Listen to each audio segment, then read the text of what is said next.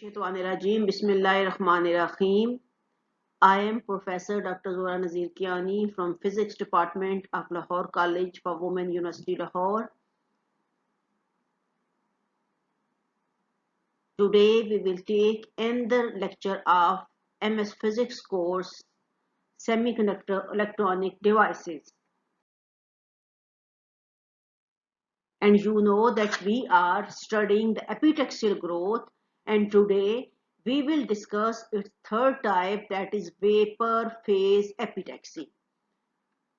So we will move to our first slide, that is what is the vapor phase epitaxy.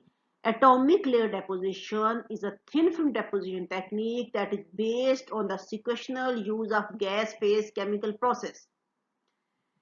Atomic layer deposition considers subclass of chemical vapor deposition, and the majority of ALD reactions use two chemicals typically called precursors. The precursors react with the surface of material one at a time in a sequential self-limiting manner. Through the repeated exposure to separate precursors, a thin film is slowly deposited. This is specific form of chemical vapor deposition. Reactants are introduced as gases, material to be deposited bound to ligands. Ligands dissociate, allowing desired chemistry to reach surface. Some desorption, but most absorbed atoms find proper crystallographic positions. Example, deposition of silicon. Silicon chloride is introduced with hydrogen, which forms silicon and hydrochloric gas. Alternatively, that is called silicon hydrogen chloride, that is SiHCl3 or SiH2Cl2. And then Ci4 breaks by thermal decomposition. So we will study these all reactions as we will move through different slides, and it will become clear to you that what I mean by it.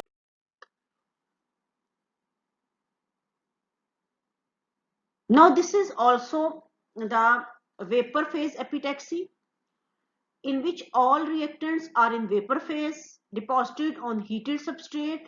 They are halides or hydride, for example arsenic chloride, arsenic hydride. Then dopant is used, then H2 gas is used, and here you can see the assembly. Substrate is, here is the substrate, here is the gallium metal, on the top of which is the gallium arsenide placed, and here hydrochloric acid is coming and reacting. And here is the, from here gallium, and from here arsenic. Now here is the arsenic. So here you can see the halide hydride processes. Gallium arsenide will react with hydrogen chloride to produce the gallium chloride, and with the emission of hydrogen and some arsenic gas. Here you can see that arsenic gas is emitting. Second is that after the formulation of gallium chloride will react with the arsenic gas and again produce the gallium arsenide with the gallium chloride. And the gallium chloride also react with the arsenic and hydrogen again, and you will get gallium arsenide and hydrochloric acid back. That is, it is a reversible process. Advantage is fast rate, that is 0.1 to 0.5 micrometer per minute, easy, safe. And disadvantages, aluminium compound are difficult to deposit, thickness resolution, that is there is no control on your thickness.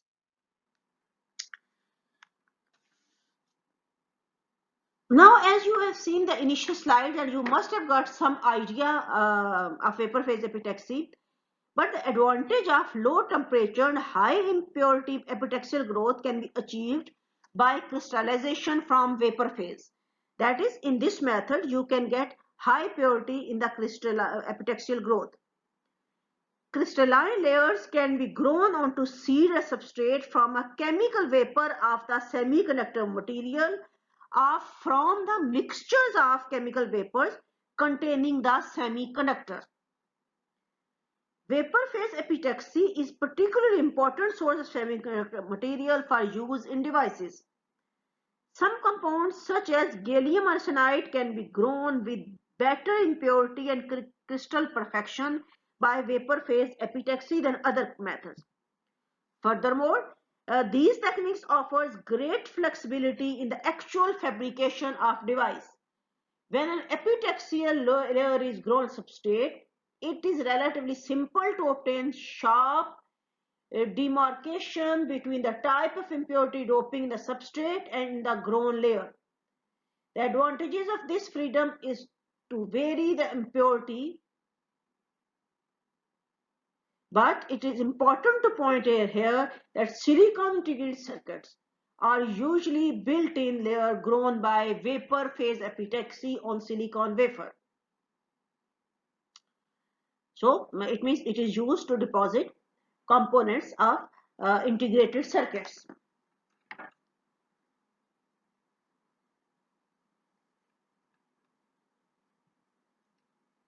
Now epitaxial layers are generally grown on silicon substrate by controlled deposition of silicon atoms onto surface from the chemical vapor containing silicon.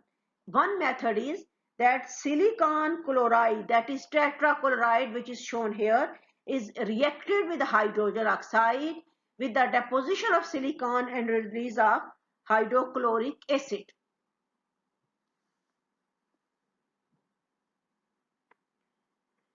In this, if this reaction occurred at surface of heated crystal, then silicon can be deposited as an epitaxial layer, and the ACl remains gaseous at the reaction and does not disturb the growing crystal.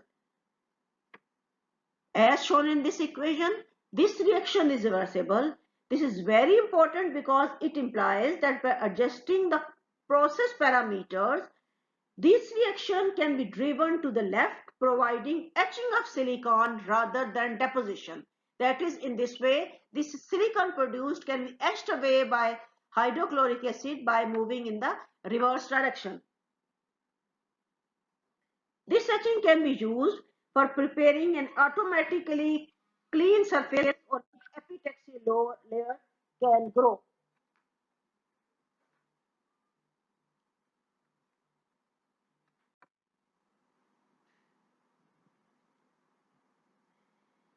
This vapor epitaxy technique requires a chamber into which the gases can be introduced and a method for heating the silicon wafer.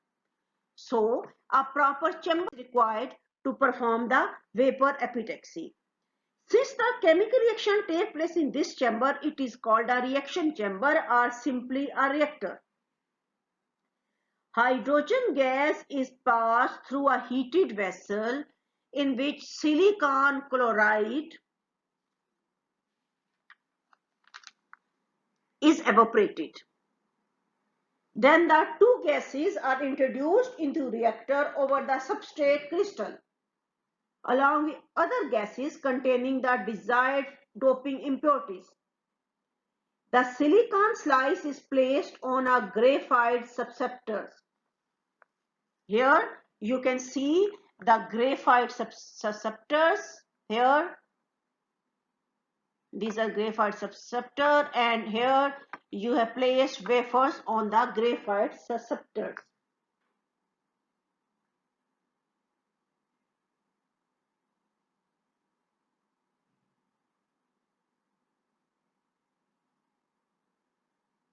So the silicon slice is placed on graphite susceptor that can be heated to reaction temperature with an RF heating coil. And here you have also shown the RF heating coil. This method can be adopted to grow epitaxial layer of closely controlled impurity concentration of on many silicon slices simultaneously. Here you can see the number of silicon slices placed here. So this is susceptors. Wafers are placed over it. It is enclosed in a quartz chamber. You have applied the radio frequency to heat it. Similarly, here is the gas inlet which is to be deposited. Here is the extra gases are emitted, and from here gas inlet, here you have placed the gas waffle through which this gas inlet to go to the wafer.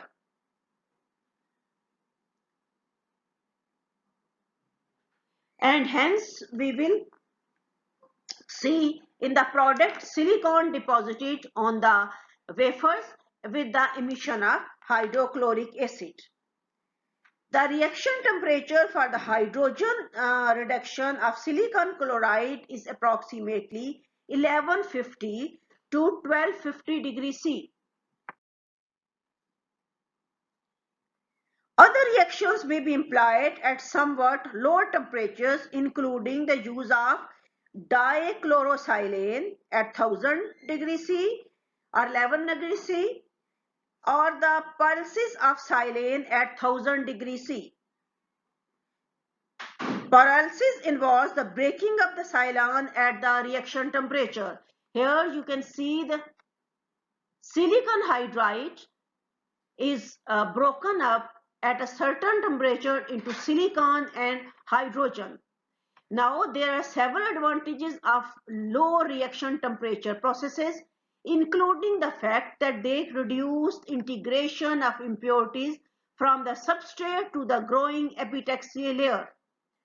In some applications, it is useful to grow thin silicon layers on insulating substrate. For example, vapor phase epitaxy technique can be used to grow 1 micrometer silicon films on sapphire and other insulators. Dear students, vapor phase epitaxial growth is also important in 3,5 compounds such as gallium arsenide, gallium phosphide, and ternary alloy gallium arsenic phosphide, which is widely used in the fabrication of LEDs. Substrates are held at about 1800 degrees C on a rotating wafer holder, while phosphine, arsine, and gallium chloride gases are mixed and pass over the samples. The gallium chloride is obtained by reacting anhydrous hydrochloric acid with a molten gallium within the reactor. Variation of crystal composition for gallium arsenide can be controlled by altering the mixture of arsine or phosphine gases. So you have seen that how you can use different gases and you can deposit one compound on a substrate which is held on a susceptor. Another useful method for epitaxial growth of compound semiconductor is the metal organic vapor phase epitaxy or organometallic vapor phase epitaxy, of which I have discussed in an earlier slide as well, where I have shown with you figure. For example, the organometallic compound trimethyl gallium can be reacted with arsine to form gallium arsenide and methane.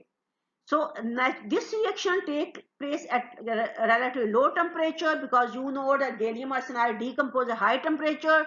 So reaction temperature is 700 degrees C, and epitaxial growth of high quality gallium arsenide layer can be obtained.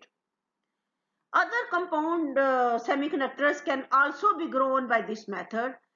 For example, trimethyl aluminium can be added to the gas mixture to grow aluminium gallium arsenide. And this grow method is widely used in fabrication of variety of devices, including solar cells and lasers. The convenient variability of the gas mixture allows the growth of multiple thin layers similar to those discussed already in yesterday's lecture for the molecular beam epitaxy. Now this is the figure of metal organic phase epitaxy. Here you can see hydrogen gas, arsenic hydride, A plus B react with C plus T, and then you can get with this reaction your material is deposited on the substrate. A and B can be any material, and C and D will be the product will be formed, and one will be gas which will be driven out and other will be deposited as substrate. And you can see here RF coils are attached here, substrate is here, and here is your chamber in which you produce the you melt the liquid and come it into vapor form. So this is the schematic graph of metal organic vapor phase epitaxy, and from here the gallium or whatever you want to, you have placed here gallium, so the gallium gas will come out, it will just mix with the arsenic gas and hydrogen gas and go, gallium arsenide will deposit on the substrate place of susceptor, and the hydrogen gas will release here out in exhaust. At this, I have to come to my lecture. Now, girls, go to your Google class and solve your question that if you would have access to all these fabrication techniques for the epitaxial growth, which technique will you prefer? And then you will write in detail about your preferred technique. Thanks for your concentration.